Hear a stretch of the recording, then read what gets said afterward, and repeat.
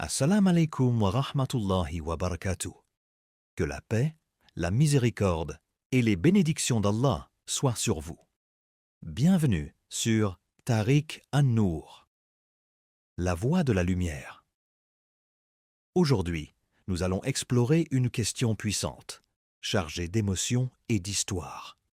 Pourquoi le peuple d'Israël est-il maudit? Quel est ce sombre secret qu'ils ne veulent pas que vous sachiez?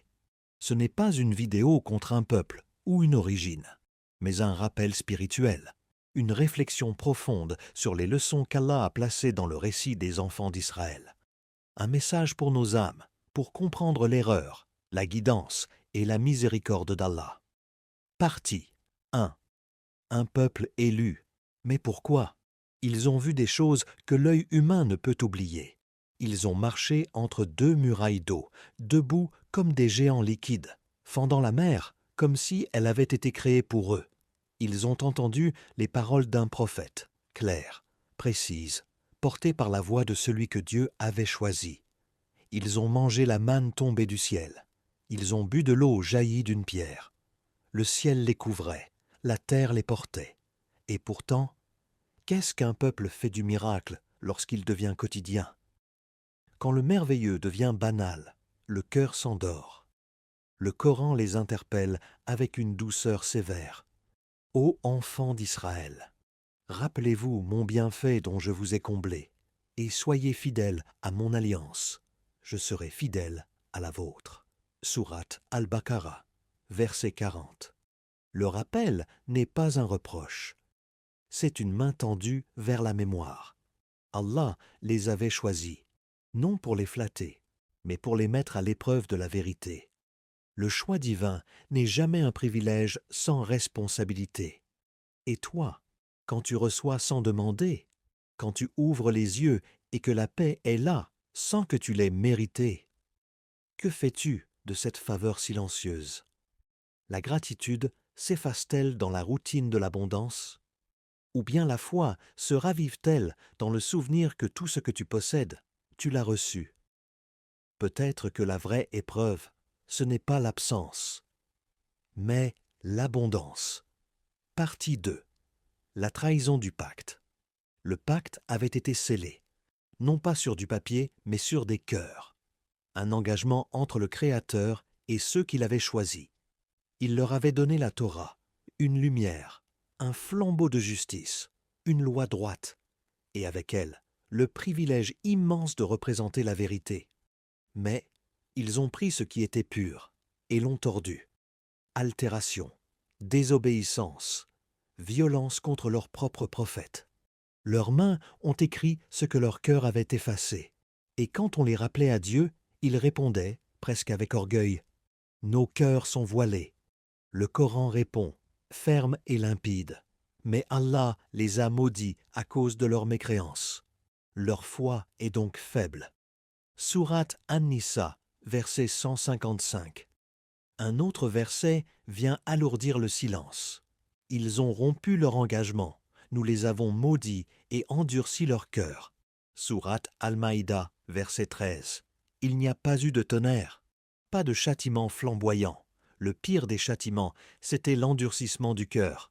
Un cœur qui n'écoute plus, qui entend sans comprendre, qui prie sans ressentir. Ce n'est pas un sort lancé du ciel.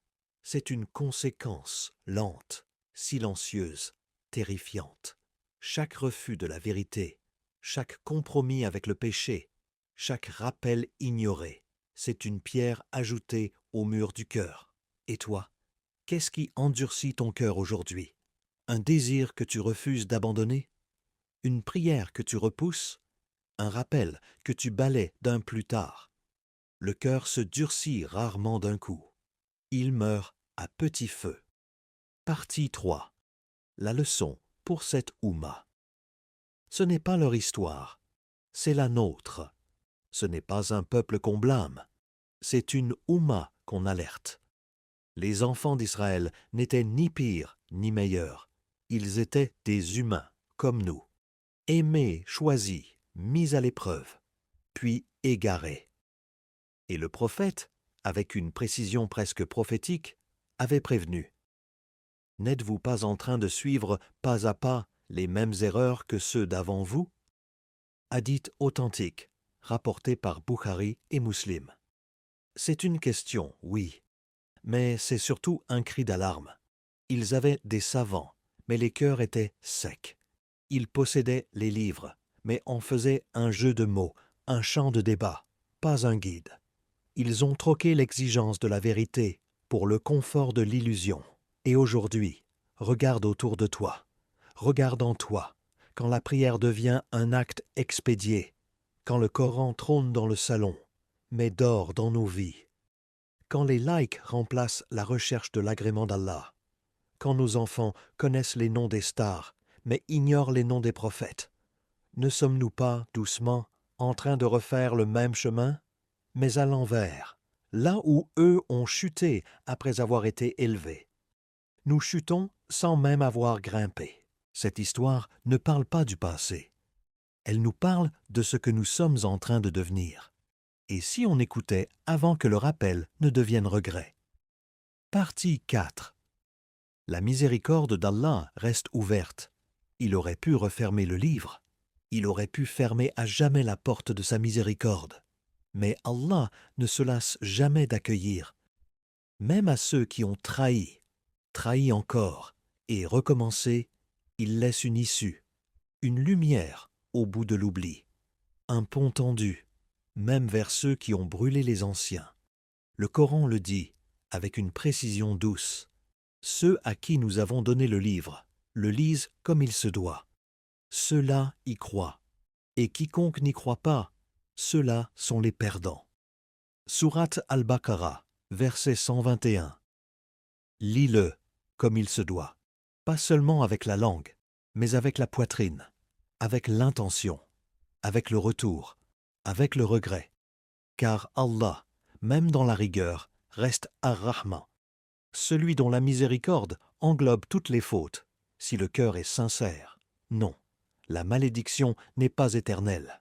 Elle est levée à la moindre larme, au moindre Astaghfirullah prononcé du fond de l'âme.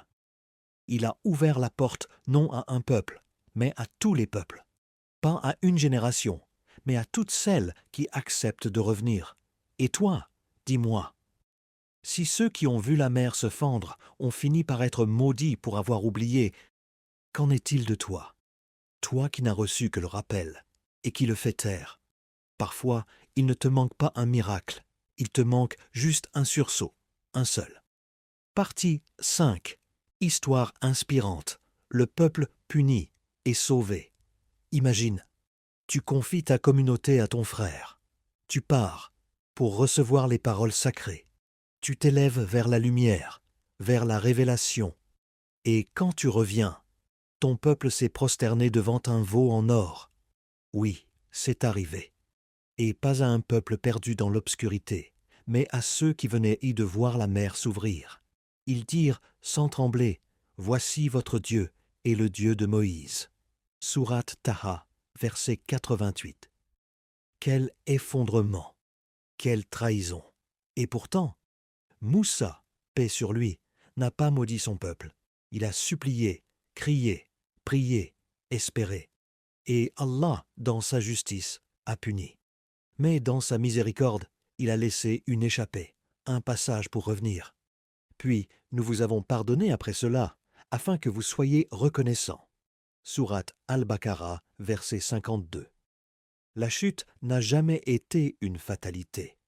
Ce qui compte, ce n'est pas la faute. C'est ce que tu fais juste après.